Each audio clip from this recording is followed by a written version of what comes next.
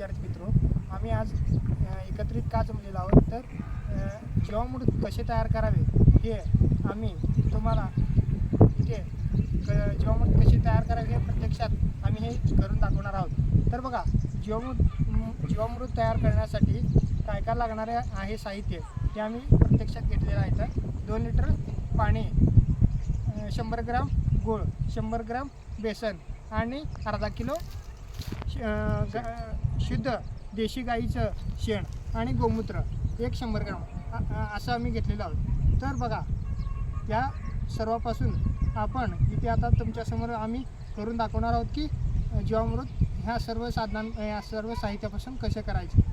तर बघा, इथं पहिल्यांदा आपण इथं व्हिडिओमध्ये बघितल्यासारखं आपण इथं 2 लिटर पाणी घेतलेलं आहे। या 2 लिटर पाण्यामध्ये अगोदर आपण त्याच्यामध्ये काळं गूळ घेणार आहोत। हे काळं गूळ आपण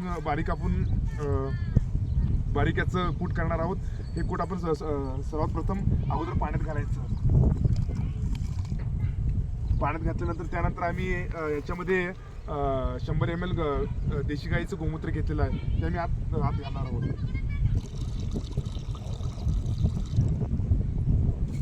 आणि त्यानंतर आम्ही त्याच्यामध्ये देशी गाईचं शेण घेतलेलं आहे। हे देशी गाईचं शेण आहे चांगलं कुजलेलं आहे आणि आम्ही आज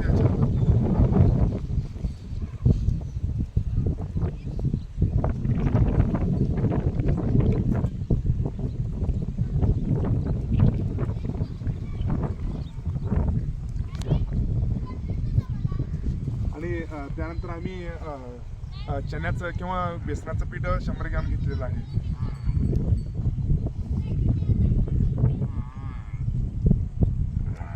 तर त्याच्यानंतर आम्ही इथेच उपलब्ध असलेलं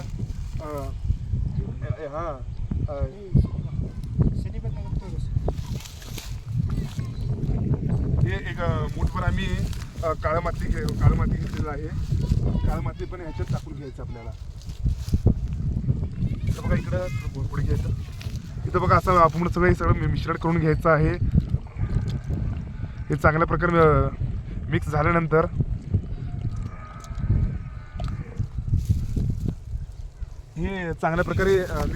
आम्ही हे काय जीवामृत आहे, जीवामृत हे लगेच आपण तत्काळही वापरू शकत नाही। हे जीवामृत आपण एका मोठ्या बॅरलमध्ये घालून आपण मोठ्या प्रमाणात करणार असेल तर मोठ्या बॅरलमध्ये घालून ते 8 दिवस ते एखाद्या झाडाच्या सावलीखाली थंड ठिकाणी ठेवायचं आहे। आणि त्या सावलीमध्ये कोणताही म्हणजे सूर्यप्रकाश डायरेक्ट त्याचं कॉन्टॅक्ट होऊ नये असं ठेवायचं आहे। आणि हे जीवामृत आपण साठवून ठेवताना दररोज दिवसातून आपण 2 वेळा ते एखाद्या मोठ्या लाकडी बांबून ते दररोज म्हणजे जीवामृत पूर्ण हलवायचं आहे।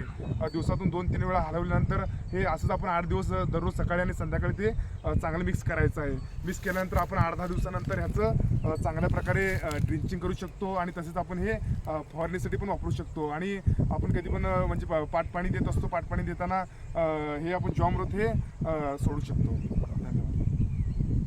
तर जीवामृताचे फायदे बघा, या जीवामृतापासून कीटक वगैरे असतील शेतामध्ये त्यांचाही नाश होण्यासाठी त्या जीवामृताचा उपयोग होतो।